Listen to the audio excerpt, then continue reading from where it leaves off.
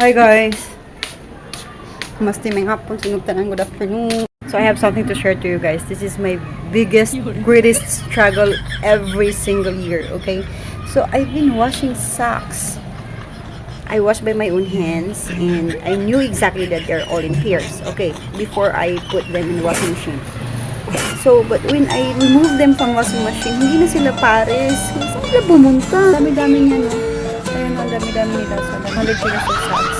But I can't find them. Where they went. Ayun, so ang dami-dami nila. Dami nila.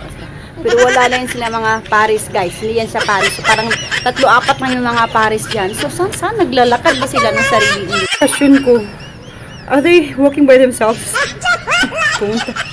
Pumunta umuwi sa Pilipinas or umuwi sa Korea, kung saan sila binili, umuwi sa China. What? OMG. Buang nakabuang yun ni ba? Grab.